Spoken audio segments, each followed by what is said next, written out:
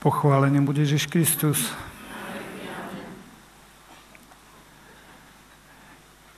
Keď som bol chlapec,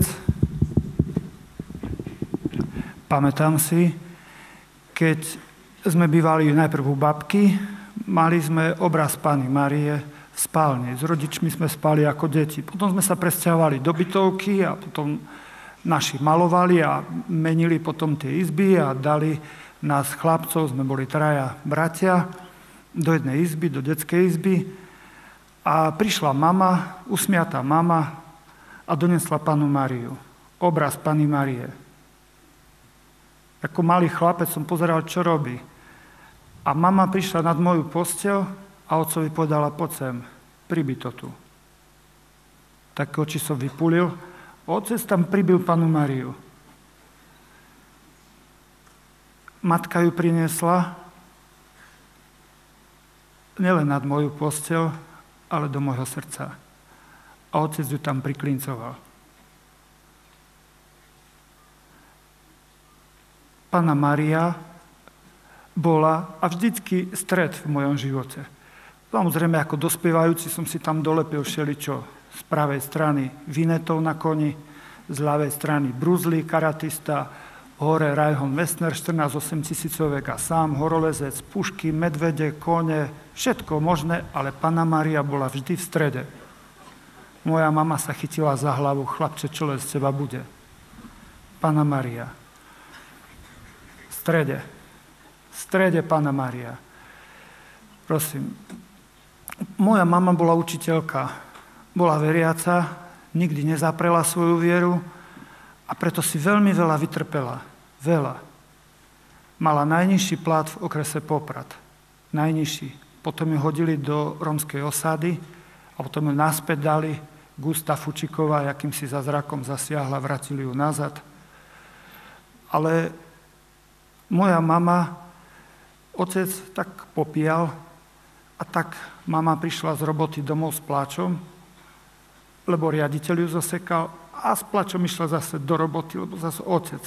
Hej. A tak to šlo však. A v 68. roku napísal mojej mame Pater Pio. My sme vôbec nevedeli, že kto je Pater Pio. Nikto. Tesne on pred smrťou 22. septembra zomrel, 23. v 68. A niekedy cez prázdniny naraz prišiel poštár. Koho vy máte? San Giovanni Rotondo. Nikoho. Čo to je San Giovanni Rotondo?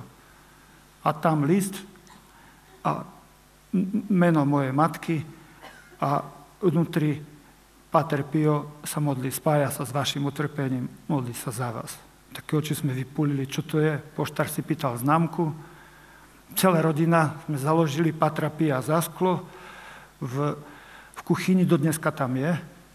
Sme sa čudovali, že tak neskoro ho za svätého vyhlasili, keď my sme ho už tak dlho uctievali. Však Moje mame zavolal riaditeľ a povedal, pani učiteľka, dneska máte radikálne na výber. Chodili sme do kostola, my sme ministrovali, stiahli nás, tak svätý Peter chytal ryby, ja som chytal žaby. My sme tak ako žaby, mama sa vždycky bala chytiť sveter nohavice, že vyskočí žaba, z toho furt sme tak, tie žabiaci. A kamarát zavolal, poď ministrovať. Ministrovať? To čo je? Ty nevieš? No, poď. Kol som na ruky. Dobre. Šiel som tam, prídem do kostola a kaplan, no dneska by ho kvakli liturgisti za ucho. Všetky farby, ministranti, červená, zelená, biela, fialová, čierna, všetkých nás vyobliekal. Ja taký malý špunt, mne obliekli červené. Farba červená. Prvý raz v živote farba červená, mučenická. V máji. A naraz farár, kaplan. Ukážte ruky, chlapci, si myslím, no názdar. Ja, hneď som si čúchal. Prišiel ku mne, smial sa. Jak sa voláš? Maroš. Počkaj chvíľu, si myslím, pánečku, išiel po remeň. Kúkam, a on za chvíľu prišiel. Lávor, teplá voda, mydlo, umyj sa. Umyl som sa, taká škrupinka zostala tam. Teraz môžeš ísť ku oltáru. Pôjdeš prvý. Tam na druhej strane pri tej lampe zastaneš. Ty, ale som bol hrdý. Vyšiel som von, už som bol pri lampe, otočil som sa, všetci idú za mnou. Hej. Tak. A prišiel som domov, hovorím, mami, ja ministrujem. A moja mama, čože? Ty nevieš, čo to je? To je pri oltári tam. Jako. A moja mama skoro z noh spadla. Však, no a potom prišla ona dopredu do kostola a spievali pesničku Spínáme ručičky, Matička Kristova. Samozrejme, ja som si to preložil po svojom, špinavé ručičky. Prosíme teba, Matička Kristova, špinavé. A videl som, že mama si dáva do dlani, sa smiala. Ja som myslel, že plače ešte viac, špinavé ručičky. Prosíme teba. No, potom mamu zavolali a povedali, máte na výber, pani učiteľka. Alebo vaše deti si vyberú. Vyberáte pre nich. Oltár alebo vysoká škola. Moja matka si nás posadila všetkých 4, lebo 5 bola ešte malá sestrička, ju len tam donesla. A mama s pláčom hovorila, nezabudnem na to. Deti dneska mi dali na výber. Oltár alebo vysoká škola. A ja som si vybrala oltár. A rozplakala sa mama. Sme nechápali, čo sa deje. Hneď mamu dali dolu, hneď najnižší plat a vytlačili. Matka si vybrala oltár. Keď teraz som farárom v Žakovciach, máme okolo 300 ľudí plus minus, niečo mi zomre, niečo sa narodí, niečo zoberú na služobku, do basy, dačo pustia zo služobky. Prečerom sme jedného pochovali, aj ten jeho kolega, ten mi zobral dosť veľa zo života, ale zomreli zmierení s Bohom. Neľutujem ani jeden deň, čo som sa utrápil s nimi. Ani jeden. Ani 4 hodinku. Boli, akí boli, ale nakoniec Matka Božia tak zariadila, že aj keď sa odišiel a túlal a býval 2 roky v podchode v Poprade a potom všeličo, vrátil sa na sklonku života, už o paličke, ledva sa vrátil a zmierený s Bohom zomrel. Super. Super. Tak som ďakoval Matke Božej. Som bol v Medjugorji minulý týždeň a mi telefonovali, Imro zomrel. Bol zaopatrený? Bol, kaplan ho zaopatril. Matka Božia, ďakujem. Ďakujem. Prosím. Ráno, vždycky tak, jak v sobotu, aj dneska chodia ku nám z rómskej osady, z 9 osad, chodia ku mne jak do Baumaxu. Však kedy to je problém, lebo my doneseme nabytok z Košic, z Prešova, od hocikáde na naše náklady. Oni nechápu, že nás to dačo stojí. No a my potom chodíme do tých osad a pomáhame chudobným. Tak keď je to problém. Prídu 5 a bijú sa o jeden televízor a nakoniec ho vytreli, spadol, rozbil sa. No teraz máte všetci 5. No, tak je s nimi ťažko. Dneska boli zo 4 osad, aj sme to tam odviezli. A to takedy je tak, že ťažko sa s nimi, nedá sa dohodnúť nijak. Ja nevyrieším cigánsku, rómskú otázku. Za to ma Boh nebude súdiť. Ale postaví ma do pozoru a povie, ako si sa postavil k chudobným. Za to postaví každého z nás do pozoru. Bez výnimky. V núdznych a trpiacich je Kristus prítomný zvláštnym spôsobom. Ako Kristus trpiaci. A keď sú drzí, arogantní, vyskúšajú, ako je to s tvojou láskou. Ty nemáš spätnú väzbu žiadnu. Keby si nebola veriaca, tak z lopatou vyhodíš, všetko von vyhádžeš. Tamto ťa Pán Boh odskúša.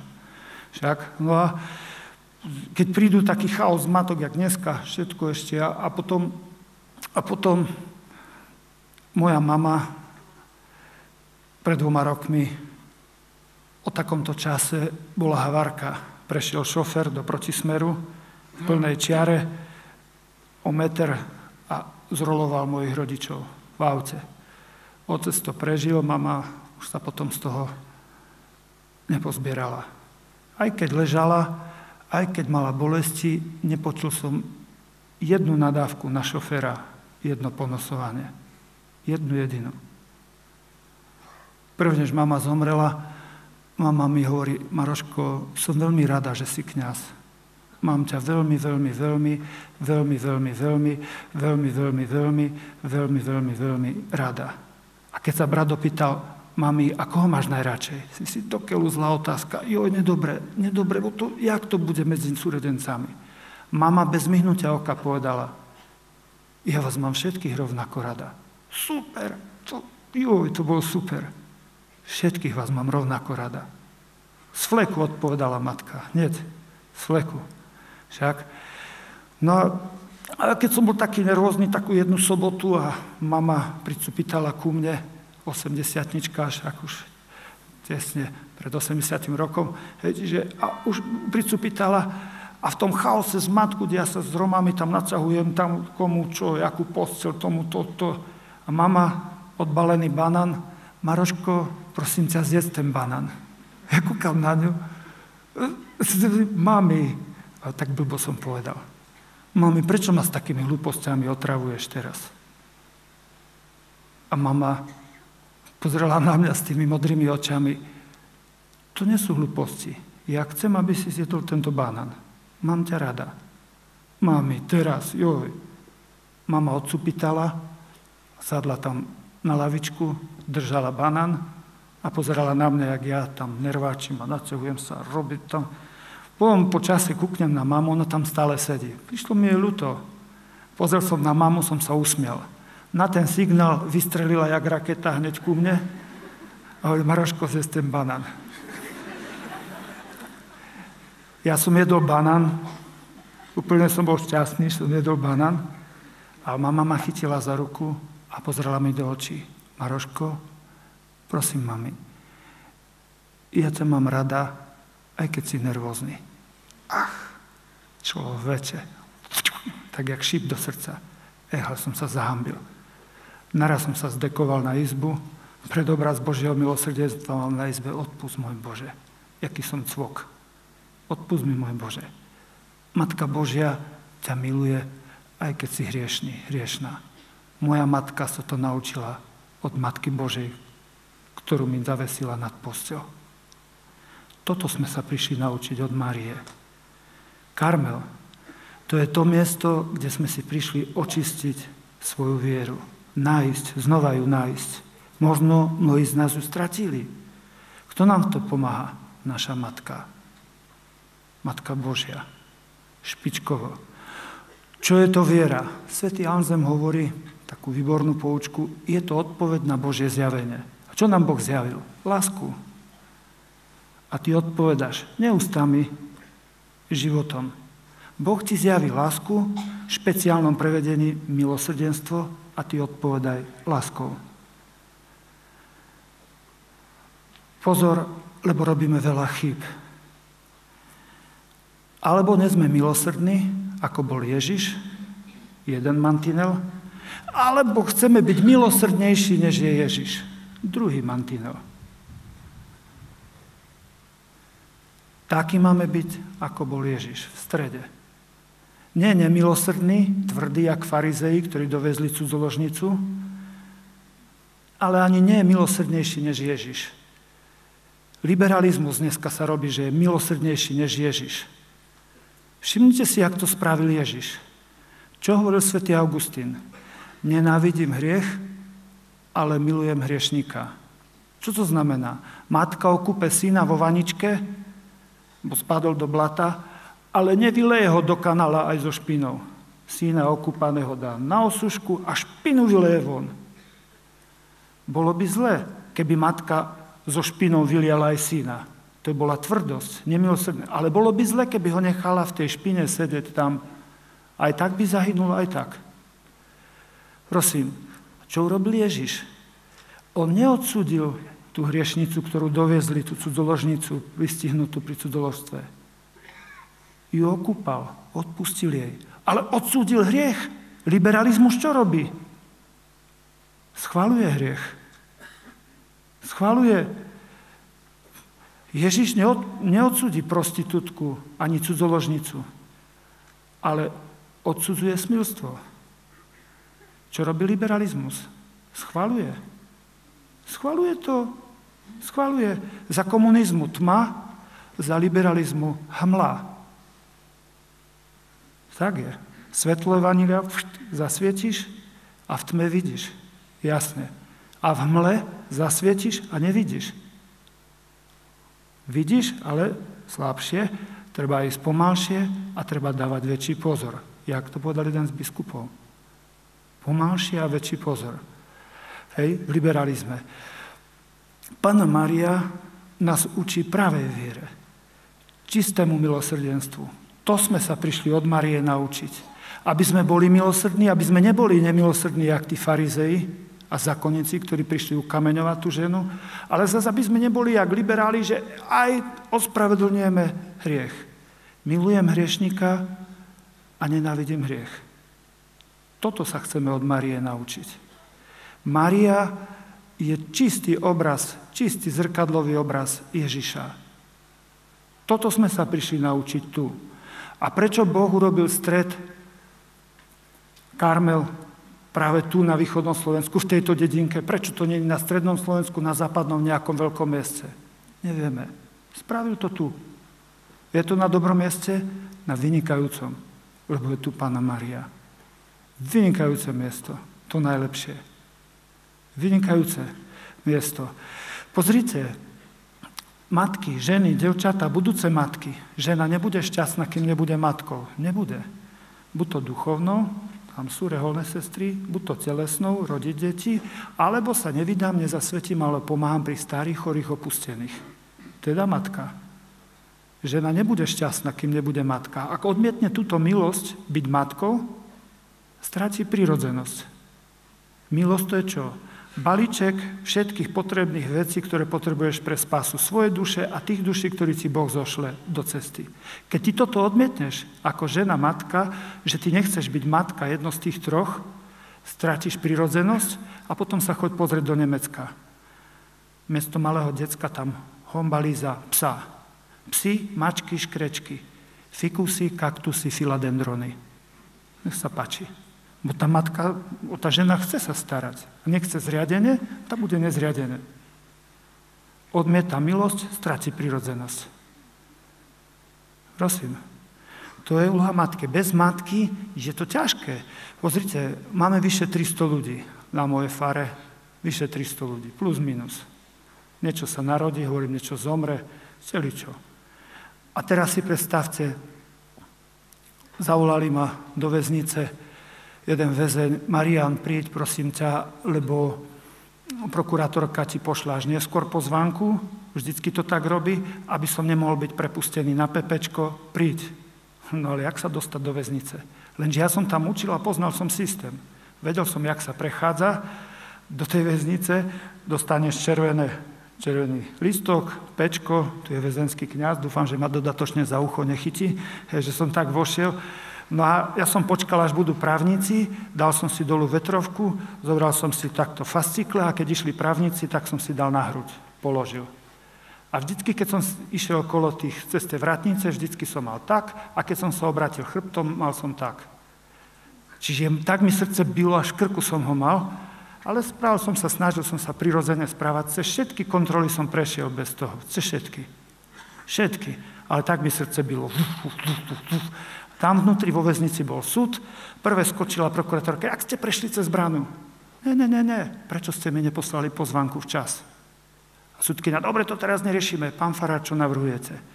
Chlapík, ktorý zavraždil 6 žien, 6, 25 rokov vyfasoval. 25 rokov. 6 žien a 24 rokov odsedel a pýtal na pepečko, či môže ísť. Čo navrhujete vy, pán farár? Navrhujem, aby sme ho pustili. Prosím, prečo? Spoločnosť mu dáva väčšiu šancu, máš aj väčšiu zodpovednosť. Jak sa šmykne, navrhujem 2-krát väčší trest. Nech sa páči. Spoločnosť ti niečo odpúšťa, teda jej niečo dlžíš. Sudkyňa povedal, výborne, prepúšťam. Prokurátorka nervy, no ale ja som nepočítal, že ho pustia hneď so mnou. Ja som išiel do Bratislavy, mal som spať u sestriček, si myslím, no nazdar. Volal som sestričky, hovorím, nie som sám, sme dvaja. To nič, pán farár, s kýmkoľvek. Si myslím, no však vy neviete, čo. Prišli sme tam, oni sestričky, ťu, hneď nám dali jesť. On išiel na záchod, čo to máte za kamaráta? Čo on robí? No, bol vo väznici. A koľko? 24 rokov, prosím? A čo robil? Vraždil ženy. Sestričky tak. 6 žien zavraždil. Pán farár, kto bude s tým spať? Ja. Pán farár, keď vás noci zareže, som vyspovedaný. Pán farár, no musí takto s ním prvý spať. Pán farár, joj, my sa bojíme. Vy zamekané sestričky, o ktorej chcete stať? O 5. Za 5 buchali. Pán farár! A sestričky vďaka, pochválim Bežky, joj, nič sme nespali, celú noc sme nespali. Prosím, ani lístok na električke si nevedel štiknúť. Prečo tak dopadol? Bol to chlapec z detského domova. Keď mal 18 rokov, bol telesne postihnutý a vytlačali ho von z domova, on nechcel ísť. A tie ženy sa mu smiali. On si tých 6 žien zapamätal a všetkých 6 zavraždil. Ešte ich aj mučil. 6 žien. Tak, bol bez matky. Kto ho mal naučiť milosrdenstvu? Ďalší prišiel ku nám redaktor. Pán farár, nemáte tu nejakého takého väzňa, chcem takú reportáž urobiť. Tak ako, hej, mám. Ako, tak napríklad tu ten. A čo? Tak ako sedel za vraždu. Keď bude chcieť, tak môže hovoriť to. A čo zrobil? Tak keď som sa ho pýtal, čo si zrobil? Zavraždil som chlapa. Prečo? Urazil mi mamku. Kam? No ale ty si aj druhý raz sedel za vraždu.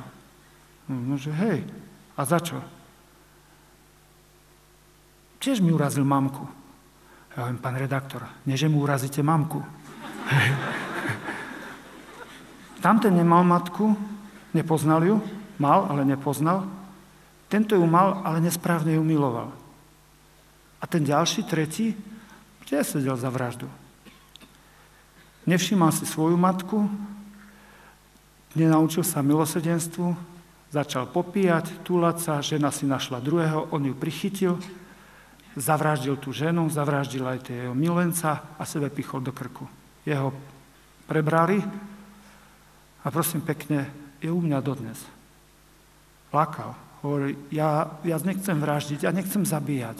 Počúvaj, chlapče, Boh ťa počul pri prvom zvolaní. Boh je schopný ti to odpustiť. Ale ja nie som ju schopný, už neskresím ich. Ak budeš mať ducha pokáňa, Boh ti zaráta tak, ako keby si ich skresil. Boh ti takto zaráta, tak ďaleko ide Boh. Ten prvý nepoznal matku, ten druhý nesprávne miloval a ten tretí bol ľahostajný. Aký máš ty vzťah k matke? Prečo tvoj syn, tvoja dcera nepozná matku? Prečo ju nesprávne miluje? Prečo tú matku, prosím pekne, je ľahostajná v matke? Otec, matka, zamysli sa. Prečo? Prosím. Moja matka. Bol som chlapec. Chodil som do škôlky. Samozrejme, vystrajali sme. Tak ja neviem, čo sme zrobili, ale pamätám si, raz sme šli na vecko a išli najprv chlapci. Tie učiteľky tak boli s nami, utreli nám dupu a potom išli devčatá. Museli sme dačo vystrojiť, ja neviem čo, ale pamätám si, jak nás kruto potrestali. 3 chlapcov zobrala učiteľka, vyzliekla nás do naha a postavila nás tam na kraj záchodu a prišli devčatá a všetky sa smiali. Ukazovali tak na nás a smiali sa. Strašne som plakal. Akú hmlu som mal až tu, nevidel som nič, len strašné zranenie. To bolo tak silné zranenie, silné. Dneska možno by ju zavreli za pedofíliu, ale ja som to nevedel sformulovať ako chlapec. Len prišla po mňa do školky mamka a hovorí, Maroško, čo plačeš?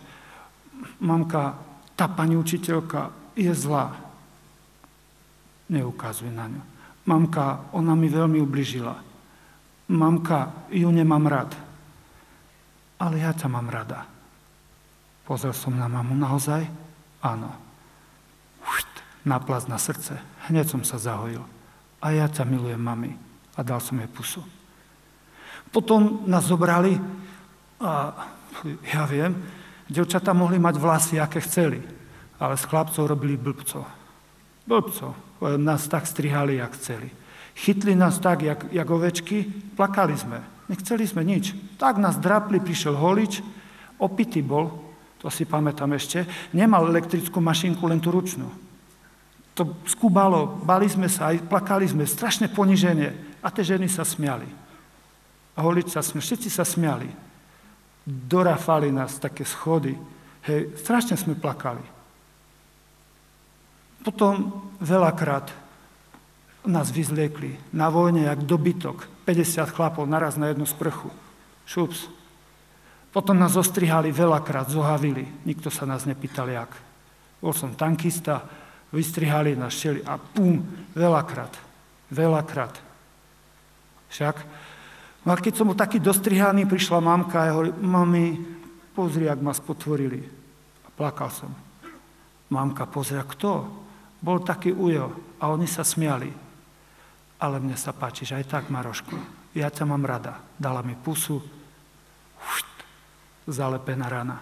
S čím? S milosrdenstvom, matkyným. A tak som sa od matky pomaličky učil, čo je milosrdenstvo. Odhryzol som si. A potom prišlo také poníženie silné. Hej, bol môj brat starší, bol v jasliach, do dneska vyfotený na kolobežke, tak hrdo stojí. Prvý chlapec, ktorý sa nepocikával v jasliach. Tak tam stojí hrdo. A ja? Ma nikto nefotil, ja som sa pocikával v škôlke, v jasliach, v škôlke a teraz to už po rokoch poviem aj na základnej škole. Že keď to bolo poníženie, nevieš tým nič spraviť. Si sa pocikal a teraz už som došiel do rozumu, maskoval som to. Traja bratia, teraz musel som počkať, kým to vyskne, celú noc som nespal, sušil som to, zostresovaný ráno do školy. Teraz prvé bratia dali periny, ja som vyhádzal, dali ja perinu, a tak. Furt som to skrýval. Po rokoch som došiel na to, moja matka o tom vie. Vždy, keď som sa vrátil, som mal prezlečenú perinu a plachtu. Nikdy v živote ma moja matka neponižila. Pred súrodencami, pred otcom, pred nikým. Nikdy. Ani jeden raz mi to nepovedala. Ani jeden jediný raz. Ja som to ťažko znášal. Poviem ti ešte aj to. Zrobil som skúšky na gymnázium a ešte ako 9. posledný raz som sa pocikal. Ešte keď to bolo poníženie, nič som nevyčítal Bohu, len som povedal Ježišu, to bude aj na gymnáziu, tak. A už potom to nikdy sa nestalo. Koľko ty máš slabosti, koľko máme slabosti a chyb. A naša matka o tom vie. Ona ťa nevyzradí. Ona ťa maskuje. Ona nezariadi, aby ti pošpinili meno, aby ťa znevažili, potupili. Ona hrá za teba. Ja som sa tak naučil svoju matku mať rád za to, že to nikomu nikdy nepovedala. Nikdy nikomu. Keby som ja to nepovedal, tak to nikto nevie. Či vedeli o tom moji súrodenci? Možno vedeli. Ale keď vedeli, musela ich moja matka poučiť, nevysmievajte sa bratovi. Koľky sú tu ľudia, ktorí majú rôzne slabosti? Rôzne. Zapásíš so svojimi hriechmi, so slabosťami a nevieš s tým spraviť nič. Jedno, čo ti poviem, matka o tom vie. Miluje ťa aj so slabosťami. A potom som sa od matky naučil. V základnej škole cez prestávku, 8., 9., ten búk toho, tu bum, tu, na lavičke, tak. A teraz prišiel ku mne učiteľ cez prestávku, chytil ma za ucho, tak ma dvihnul spomedzi tých chlapcov a vyfľaskal ma do krvi. Vedel som všeličo vydržať, ako otec popíjal, tak bol ostrý. Neplakal som, slzy na pokraje, neplakal. Len som sa opýtal, pán učiteľ, za čo to bolo? Ty drzan, ty sa ešte pýtaš? Ty na mňa hrešiť nebudeš. Vtedy som sa rozplakal. Keď mi poranil telo, to som vydržal. Ale on mi zranil dušu. Som sa rozplakal a som povedal, pán učiteľ, ja som nikdy v živote nezahrešil. Nikto ma nepočul zahrešiť. Pýtaj, pán učiteľ, to bolo zadarmo. Čuž! Povedal som, poviem otcovi. A to poviem otcovi. Otec ho zrovna zo zemu.